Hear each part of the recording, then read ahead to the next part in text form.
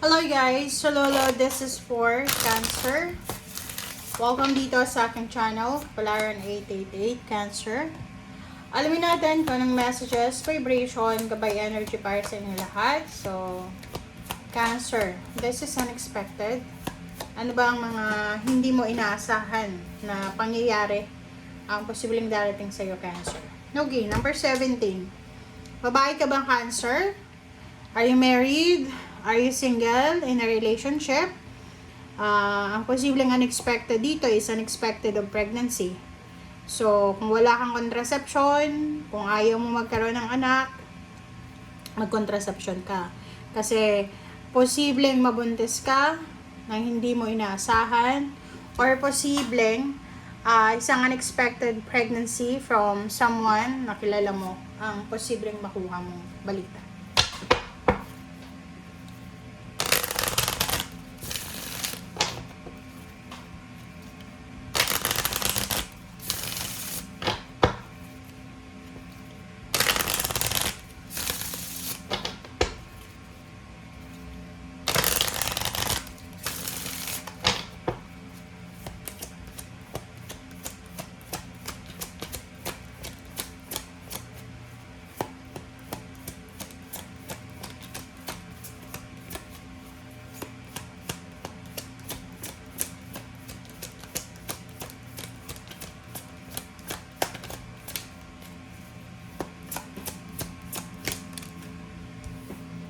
Okay, Cancer. God is your source. This is the message from your spiritual helpers.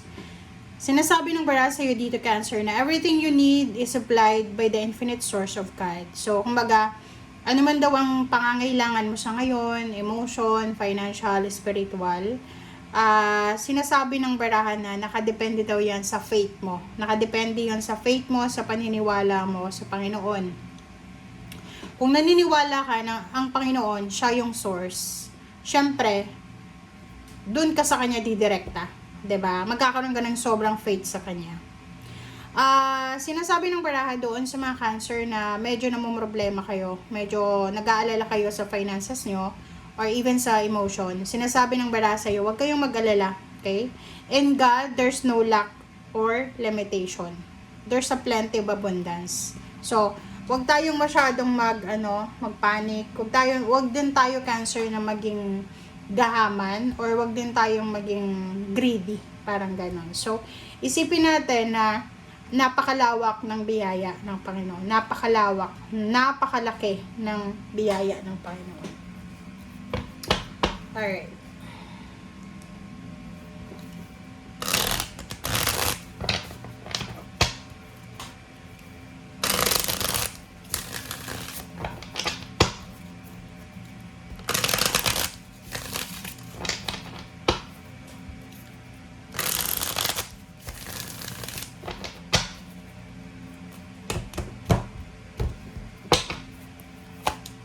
Okay, first card natin is 3 of Cups, Page of Pentacles, wow, 9 of Pentacles.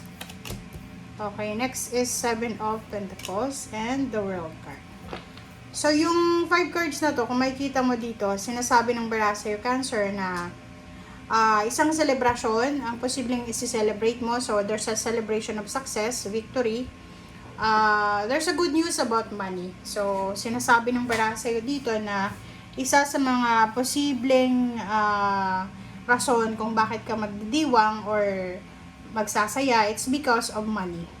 Next is 9 of Pentacles, and then 7 of Pentacles. So, sinasabi ng bara sa'yo na kung alam mo sa sarili mo, okay, Cancer, kung alam mo sa sarili mo na sobrang masipag ka, ginawa mo na yung best mo, wala ka namang tinapakan na ibang tao, sabi ng baraha sa'yo dito, huwag kang matatakot na maghintay ng blessings. Kasi, minsan, di ba, sobrang ginawa mo na yung best mo, naging masipag ka, tapos, marirealize mo na napaka-unfair ng mundo.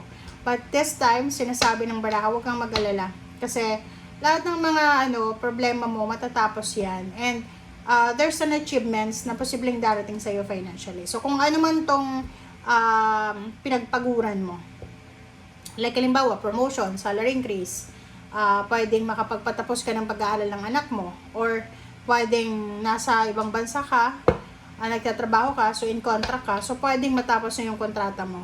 So, yun. Maraming posibleng achievements ka na mararanasan. Okay? So, you need to prepare yourself. Ang daming blessings sa papasok sa buhay mo. 'Di ba? So, sabi ng baraha, Cancer, there's an incoming celebration. Yun na nga, there's a news of pregnancy, birth of the baby, opening of the business. There's a parang good news na darating sa'yo. Okay, next is the Hierophant. So, yung Hierophant dito, alright.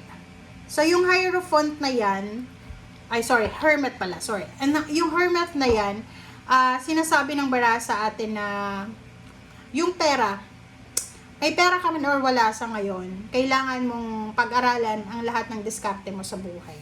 Okay? Kailangan mo daw na hanapin yung tamang information, tamang steps, papunta or patungo doon sa financial success na minamanifest mo. Okay, next card natin is Queen of Rods.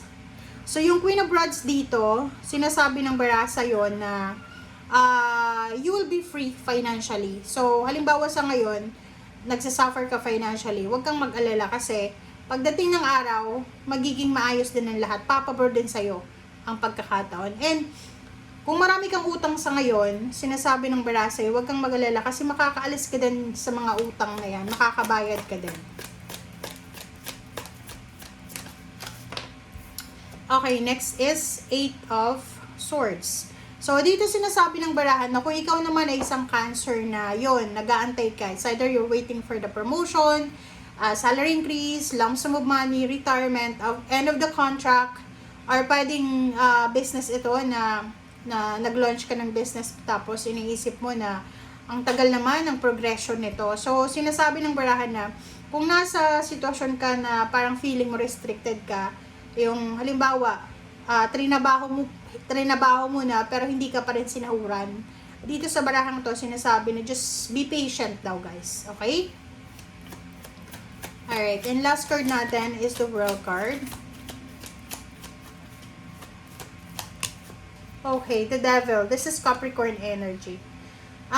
Mag-iingat ka sa pakikipag-deal sa isang Capricorn. Okay?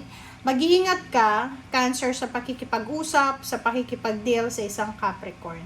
Kasi makikita mo dito, etong the World card na to, sinasabi ng bara sa'yo na lahat daw ng nangyayari sa mundo ay may dahilan. But, minsan, yung maling desisyon natin, or yung mga ginagawa nating unhealthy habits, minsan, yun yung yun yung rason kung bakit hindi natin nakukuha yung gusto natin.